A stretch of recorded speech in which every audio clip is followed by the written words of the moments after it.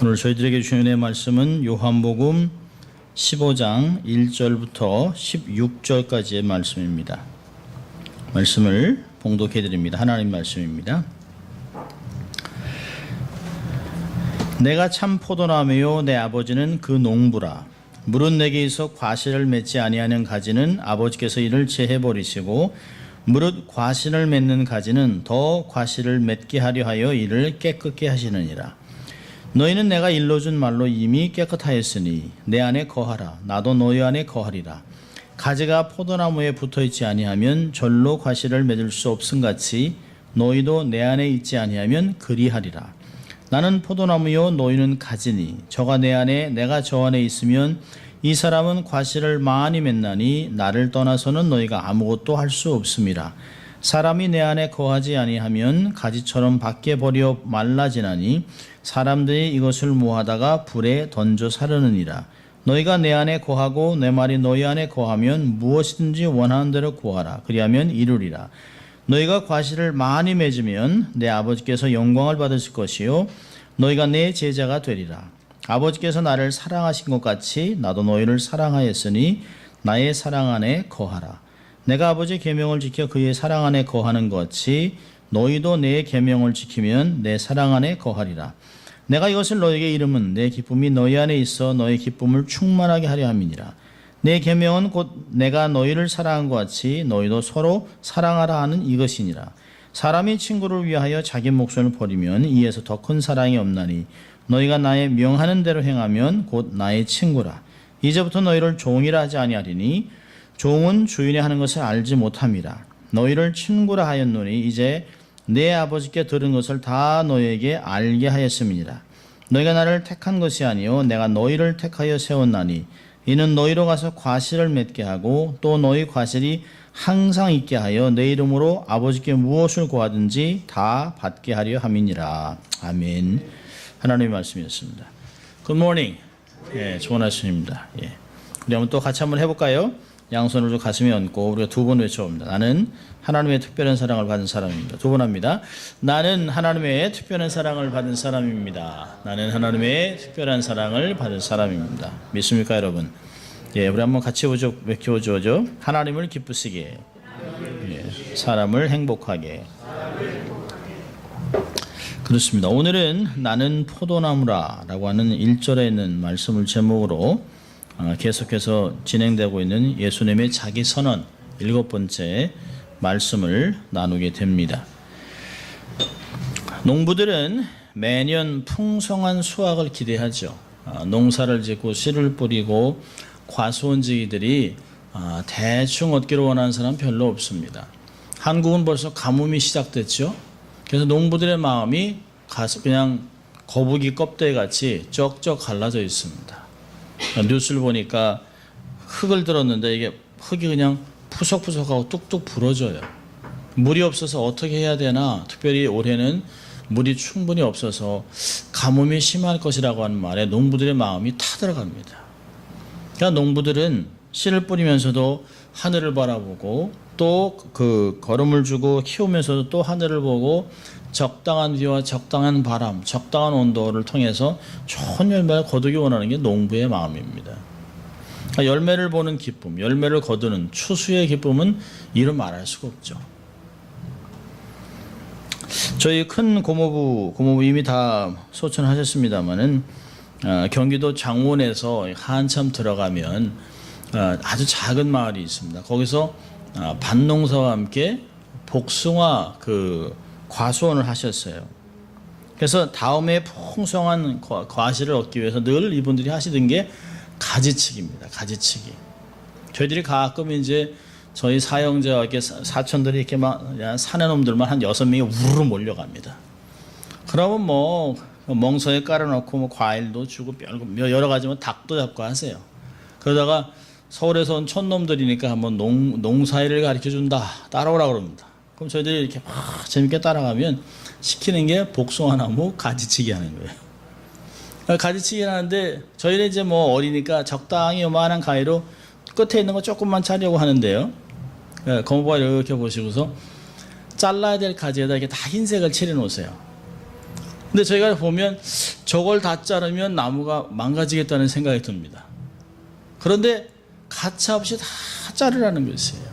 어떤 때는 그 나무에 가지의 3분의 1만 남겨놓고 다 자르셨어요.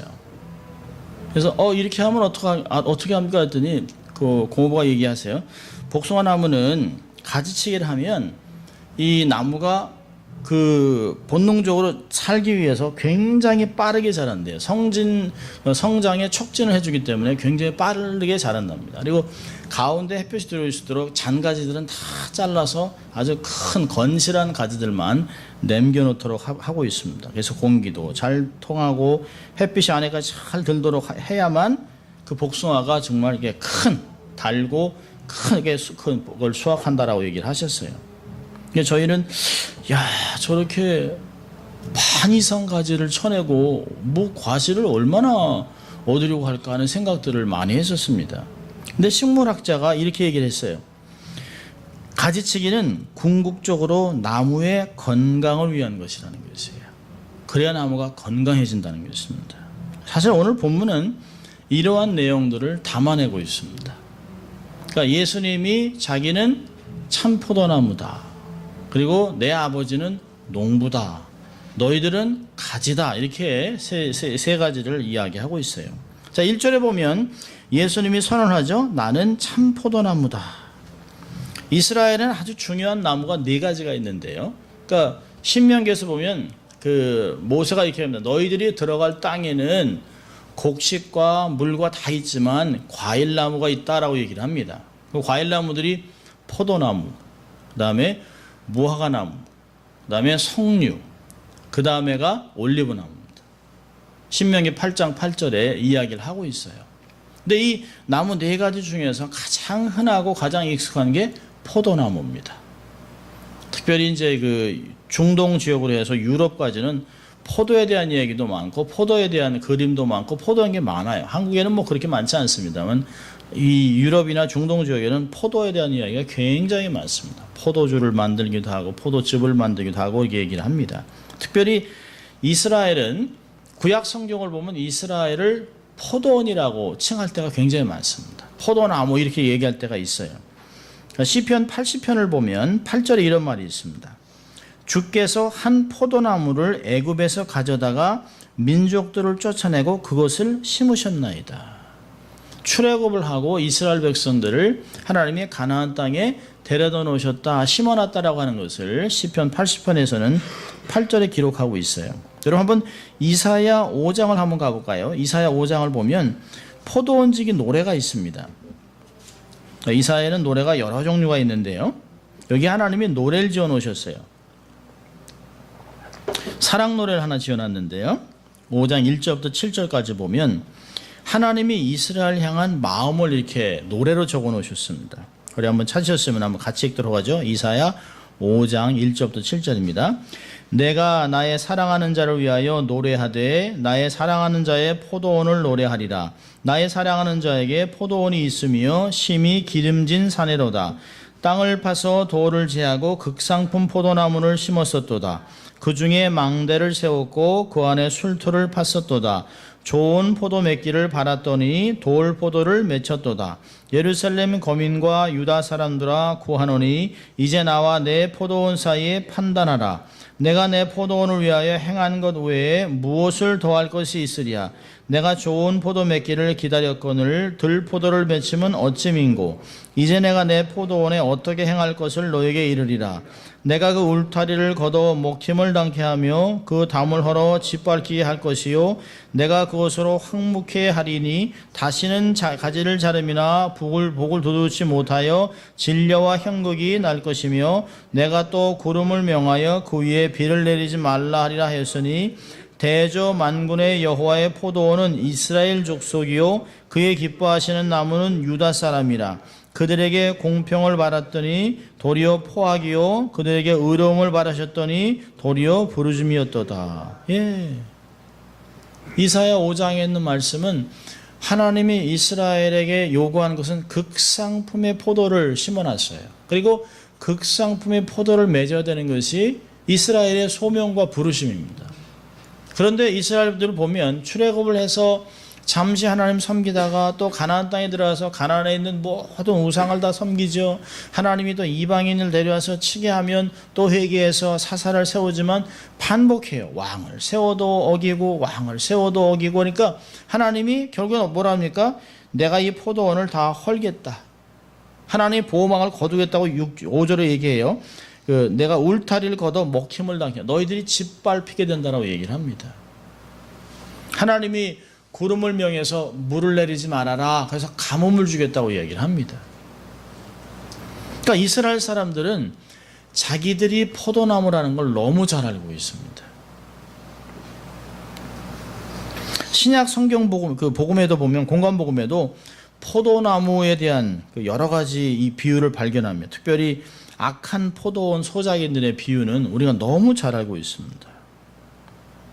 자, 이스라엘은 두 가지를 아주 자랑스럽게 성공하는데요. 첫째는 우리는 율법을 소유한 사람들이라고 합니다. 또 하나는 우리는 택한 백성이다. 이 두 가지의 민족성과 율법 정체성이 이들을 이스라엘 사람이 되게 하는 것이에요. 그런데 그것을 가지고 세상을 섬긴 것이 아니라 오히려 이것이 자랑과 교만이 됐습니다. 그래가지고 이것을 가지고 율법을 소유하지 못한 선민이 아닌 이방인들은 다 2등 시민으로 생각해요. 자기들이 노예로 삼을 수 있는 그들이 자기들을 섬겨야 되는, 지금도 그렇게 생각합니다.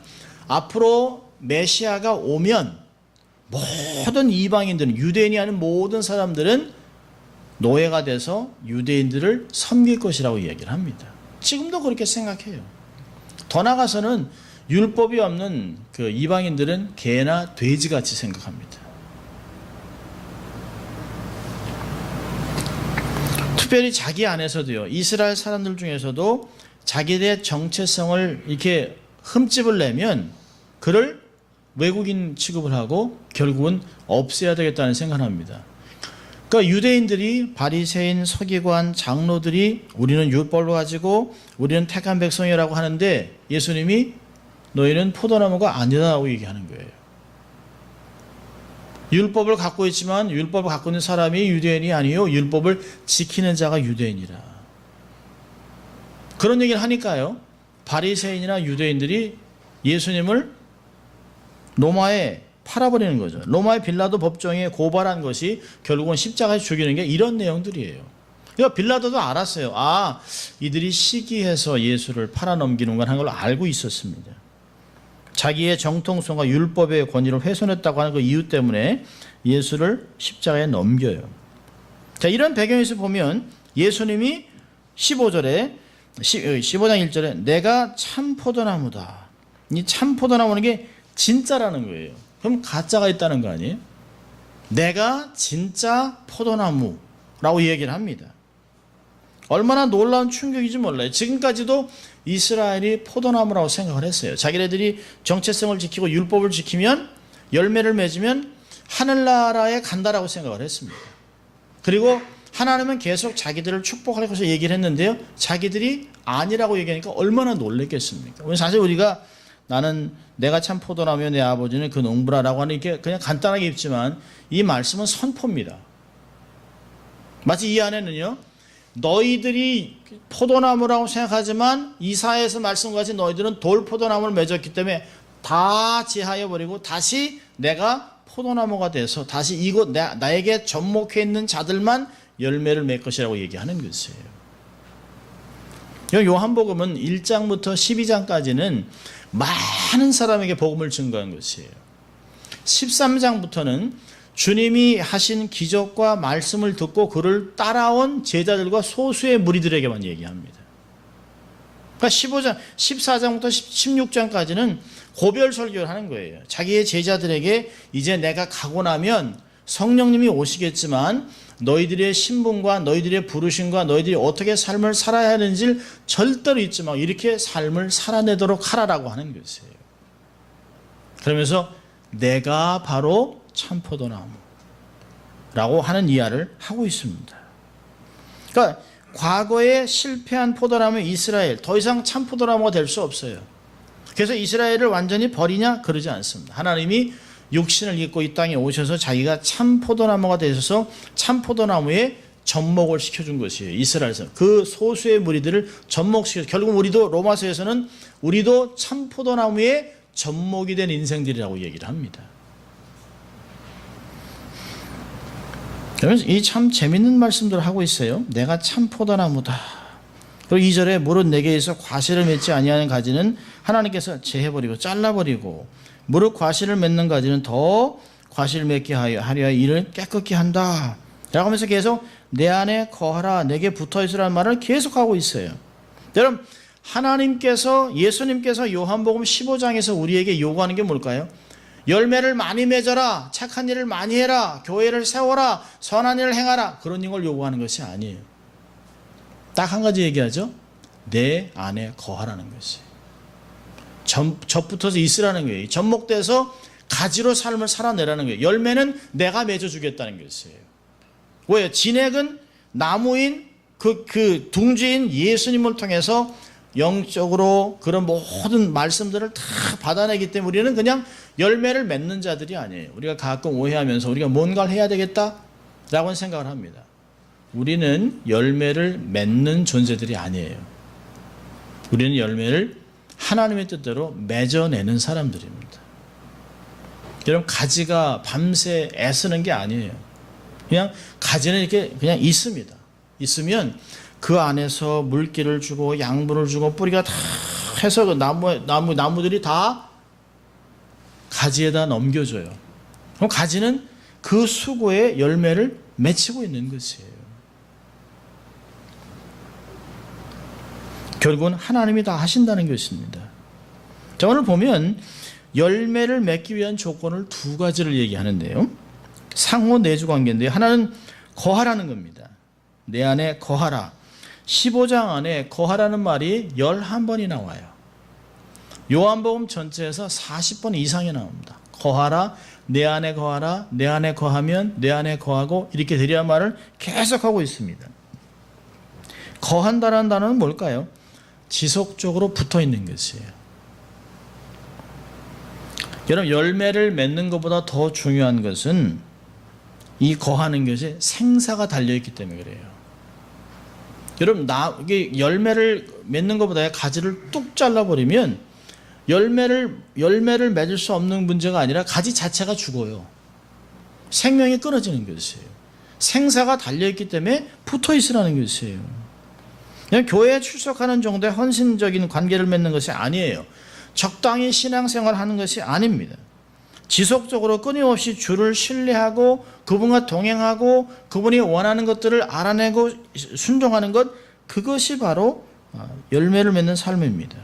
여러분, 열매를 맺는 것이 주님의 제자됨의 조건이 아니에요.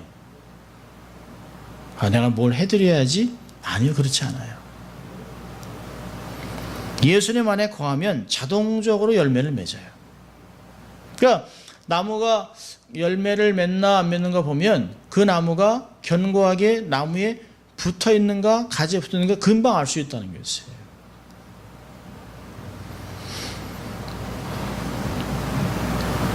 세상이 금방 알 수 있다는 거죠. 열매는 제자의 열심 때문에 맺혀지는 것이 아니에요. 열매를 맺혀지는 주체는 농부입니다. 성경에서 뭐라고 그럴까요? 만군의 여호와의 열심이 이들을 이루리라 라고 이사야서는 얘기하고 있습니다. 농부의 열심이 그 나무의 어떠함을 결정짓는 것이에요. 자, 그런데요, 열매를 맺기 위해서는 그냥 가만히 있는 것이 아니에요. 7절 보니까 이런 말이 있어요. 너희가 내 안에 거하고 내 말이 너희 안에 거하면 무엇이든지 원하는 대로 구하라. 그리하면 이루어주겠다. 기도로 구하라는 것이에요. 기도로. 성경을 보면 구하라, 기도해라라고 하는 말이 얼마나 많은지 몰라요. 구하고 찾고 두드리면 찾게 되고 얻게 되고 문이 열리게 된다라는 말을 예수님께서 많이 말씀하셨어요. 일용할 것을 달라고 기도하라고 하셨습니다. 가만히 있어서 삶을 살아가는 것이 아니에요. 매 순간마다 기도하면서 하나님의 뜻을 발견하라는 것입니다. 야고보서의 경고를 우리가 마음에 새겨둘 필요가 있어요. 야고보서 4장 2절 보면 너희가 얻지 못함은 구하지 아니함이요. 그 뒤에 나가서는 사실 너희가 구하여서도 얻지 못하면 정욕으로 잘못 고매라고 있지만 기본적으로 처음에는 구하지 않기 때문에 없다는 것이에요. 세상에 저절로 되는 것은 아무것도 없습니다. 저절로 신학이라는 게 없어요. 저절로 가정이 건강해지나요? 저절로 부부가 행복한가요? 저절로 교회가 부흥하나요? 저절로 돈을 벌게 되나요? 아니요. 세상에 그런 것은 아무것도 없어요. 최선을 다하고 내가 부르심을 잘 감당하고 재능을 발견하고 은사를 활용하고 좋은 관계 속에서 함께 더불어 살아갈 때 그런 것들이 이루어지는 것이에요. 여러분 이 15장은 14장하고 연결되어 있습니다. 14장에서는 뭘 약속했나요?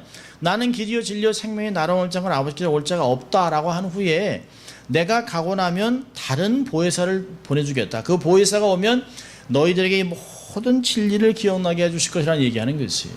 그러면서 사실 15장이 그 맥락으로 얘기하면서 그 성령님이 너희 안에서 탄식하고 기도하고 그러고 하나님과 교제할 수 있도록 하나님이 도와주겠다는 걸 이야기하는 것이에요.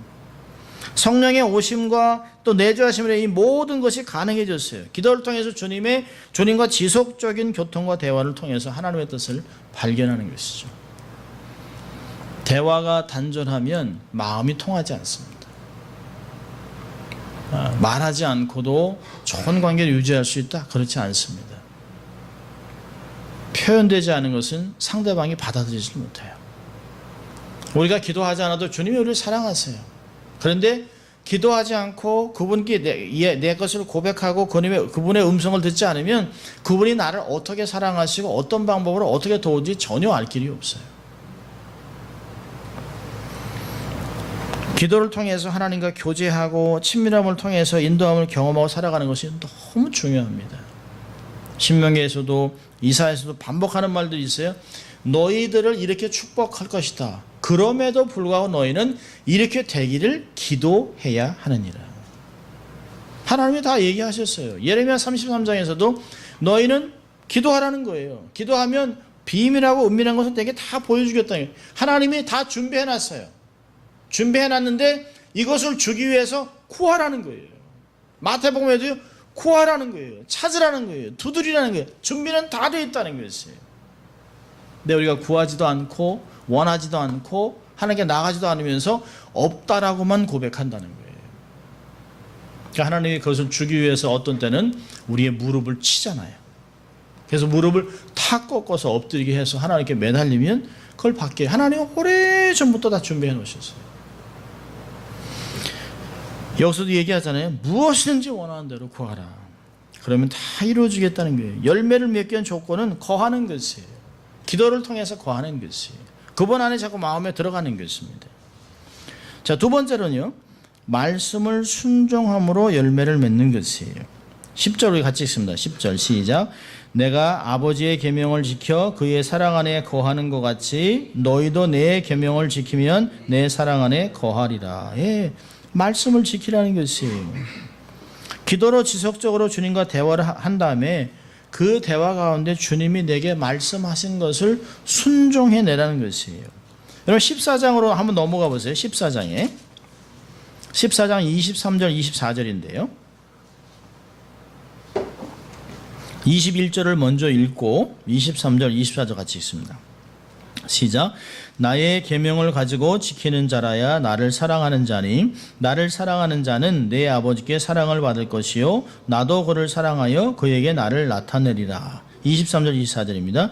예수께서 대답하여 가라사대 사람이 나를 사랑하면 내 말을 지키리니 내 아버지께서 저를 사랑하실 것이요 우리가 저에게 와서 거처를 저와 함께 하리라. 나를 사랑하지 아니하는 자는 내 말을 지키지 아니하리니 너희의 듣는 말은 내 말이 아니요 나를 보내신 아버지의 말씀이니라. 계명을 지키는 것 얼마나 중요한지 몰라요. 신명기 10장 12절과 13절에서도 이스라엘 백성들이 출애굽을 하고 40년 동안 광야에서 계속 도며 그들의 불순종 때문에 거의 한 세대와 반 세대가 거의 죽습니다.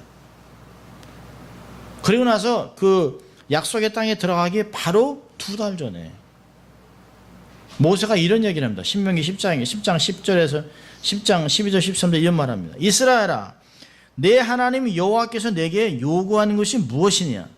곧 내 하나님 여호와를 경외하여 그 모든 도를 행하고 그를 사랑하며 마음을 다하고 성품을 다하여 내 하나님 여호와를 섬기고 내가 오늘날 내 행복을 위하여 내게 명하는 여호와의 명령과 규례를 지킬 것이 아니냐? 하나님이 요구하는 것은 재물을 많이 드려라 이런 것이 아니에요. 많이 헌신하라 이런 것이 아니에요. 한마디로 얘기한다면 내 말을 잘 듣고 순종해라. 우리가 자녀들에게도 가끔 그러잖아요. 아빠가 얘기하는 걸 잘 들어라. 학교에서도 보면 학생들이 누가 공부를 잘할까요? 학원을 많이 다니는 애들이 공부를 잘하는 게 아니에요. 누가 시험을 잘 볼까요? 선생 말을 잘 듣는 사람이 시험을 잘 치는 거예요. 학원을 다니고 학원을 100개를 다녀도 선생 말을 안 들으면 시험이 어디서 나올지 몰라요. 부모의 말을 잘 듣는 것이 얼마나 중요한지 몰라요. 자식을 키우다 보면 뭐 가끔 아이들이 우리 부모를 깜짝 놀라게 선물을 사올 때도 있어요. 비싼 건 아니지만 뭐 아빠 위해서 아빠 쓰세요. 뭐 제가 이제 피부가 약하니까 제 딸이 한국 갔다 오면서 뭐 사다 줍니다. 고맙죠. 이쁘죠. 그런데 정말 이쁜 건 뭐냐면 평상시에 아빠랑 엄마가 얘기하는 거를 마음에 잘 새겨서 듣는 거예요. 그게 부모들이 자식들에게 원하는 것입니다. 우리의 삶과 언어, 행함의 기준은 우리의 경험이 아니에요. 우리의 실력이 아니에요. 1.1학도 변하지 않는 하나님의 불변의 말씀이 우리의 삶의 기준이 되어야 합니다.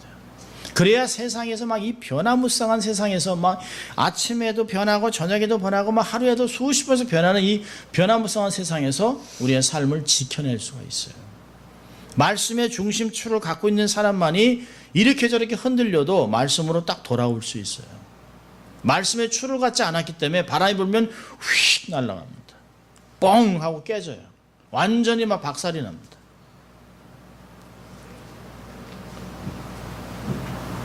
그럼 말씀을 순종하면 놀라운 결과가 나타납니다. 여기 보니까 말씀을 지키면 사랑 안에 거한다는 것이에요.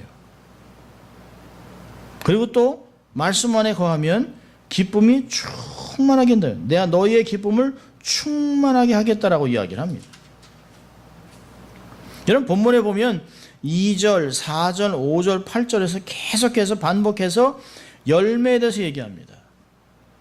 여러분 예수님이 우리들에게 맺기 원하는 열매가 뭘까요? 재물, 건강? 아니요. 그런 게 아니에요. 예수님은 본론적으로 내면의 열매를 맺기 원하셨습니다. 성품의 열매, 내적인 열매를 맺는 걸 원해요. 사도 바울도 보면 갈라디아서 5장 22절 23절에 성령의 열매를 얘기합니다. 에베소 5장 9절에 보면 빛의 열매를 얘기합니다. 히브리서로 가면 찬미 열매를 얘기합니다. 모든 걸 보면 외적인 것이 아니에요. 다 내면적인 것입니다. 근데 이런 모든 열매의 결국은 어디서 드러날까요? 인간관계에서 드러나요. 인간관계에서. 기독교 복음의 본질은 관계에 있습니다. 관계. 우리는 가끔 그런 사람들 보잖아요. 참 신앙이 좋다라고 하는데 직분자고 헌신하고 교회는 저렇게 열심을 내는데 세상에서는 그냥 지탄의 대상이 됩니다. 저는 가끔 막 국회의원들이 뭐 이렇게 선거 때가 되면 막 교회 가서 기도하고 새벽 기도에 기도하고 뭐 교회 청소하고 뭐 이럽니다. 그런데 지나고 나면 저 사람 기독교인이 맞나? 라고 하는 것들이 굉장히 많이 있어요. 최근에 한국의 그 정의당 국회의원 한 명이 군대에서 동성애들이 학문 선교하는 것을 합법화하자라고 그 헌법을 좀 내고 있잖아요. 저는 그분이 아들이 있는지 딸이 있는지 모르겠어요. 정말 그분이 교회를 다닌다 하면 저는 충격입니다. 아들을 둔 부모가 누가 자기 아들을 군대에 보내고 싶겠어요, 그러면.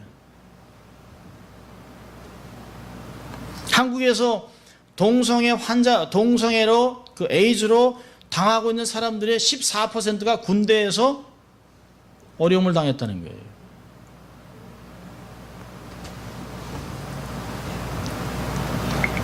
여러분, 복음의 핵심은 관계에 있습니다.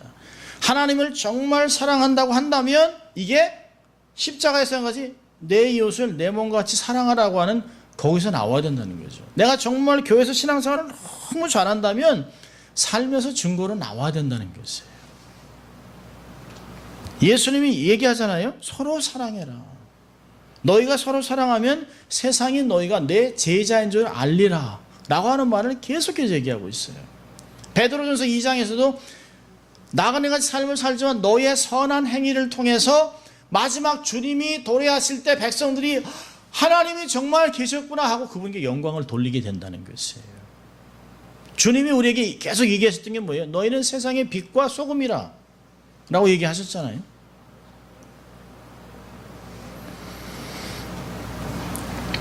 그리스도에게 접붙임 받아서 그분의 진액을 받으면서 연결돼서 하나님과 친밀함을 누리면서 그 넉넉한 마음으로 세상을 품어내는 것이에요. 여러분, 나무와 열매에 대한 관계를 예수님이 산상수훈에서 7장에서 이미 말씀하셨습니다. 7장 15절부터 20절까지 산상수훈을 정리하면서 마지막 두 번째 부분에서 뭐라고 얘기하시냐면 거짓 선지자들은 경고를 하셨습니다. 그러면서 두 번이나 반복해서 얘기한 게 뭐냐면 그의 열매로 그들을 알지니. 가시나무에서 포도를, 엉겅퀴에서 무화과를 얻을 수 없는 것처럼 좋은 나무가 되어야 좋은 열매를 맺고 좋은 열매를 보고 나무가 좋은지를 판단할 수 있다는 것이에요. 그러니까 포도나무 원줄기인 예수님에게 연결되어 있는지를 확인하려면 열매를 보면 안다는 것이에요. 저 예수 잘 믿어요. 저 모태신앙입니다. 3대째예요. 5대째예요. 7대예요. 집에 목사들이 수두룩하게 있습니다. 아무 소용 없다는 거예요. 당신의 삶에서는 그런 열매가 안 나와요.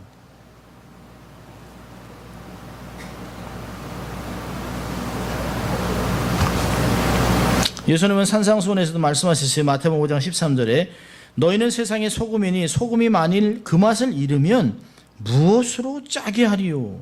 후에는 아무 쓸데없어 다만 밖에 버리어 사람에게 발풀 뿐이니라. 짠맛을 잃어버린 소금이 더 이상 가치가 없어요. 아무 쓸데가 없어요. 여러분, 오늘 보세요. 본문 15장을 보면 5절에 이런 말이 있습니다. 나를 떠나서는 아무것도 할 수 없다 라고 그리고 나서 6절에요. 사람이 내 안에 거하지 아니하면 가지처럼 밖에 버리워 말라지나니 사람들이 이것을 모아다가 불에 던져 사르느니라. 그 말이 2절의 결과예요.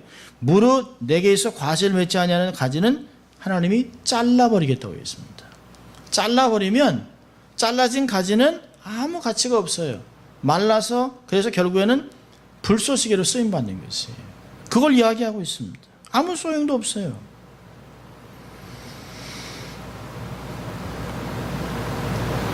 사람은 열매로 평가를 받습니다.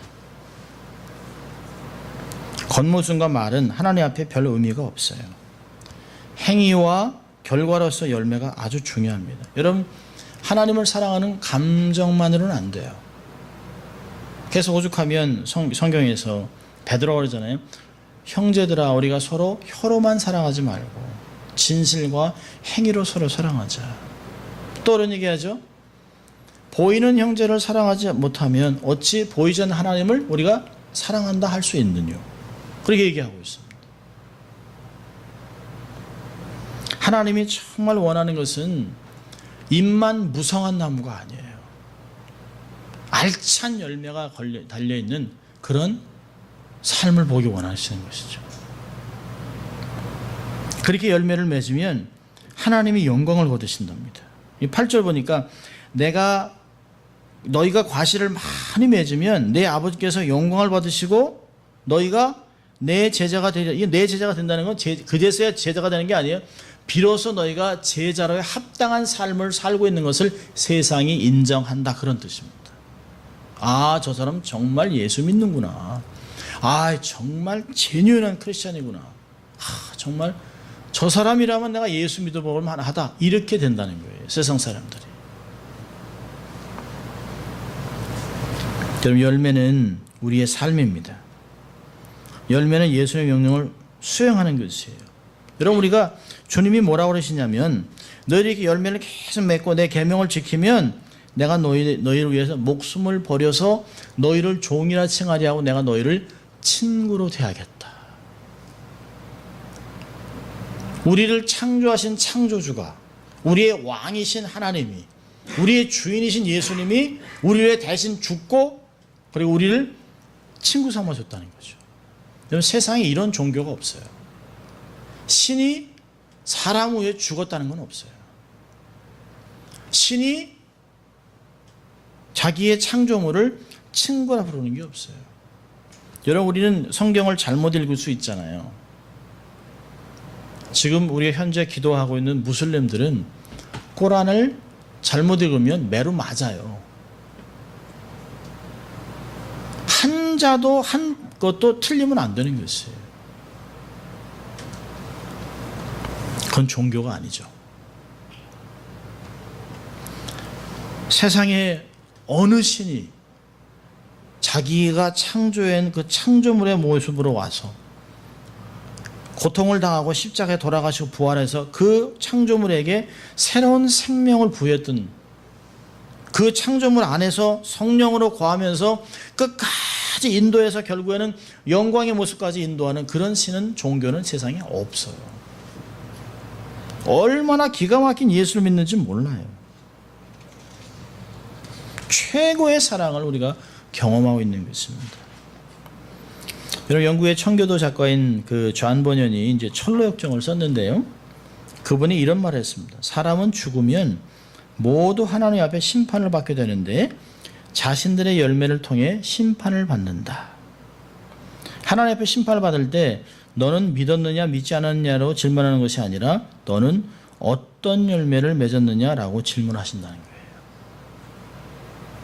존 버년은 믿음 때문에 감옥에 갇혔어요.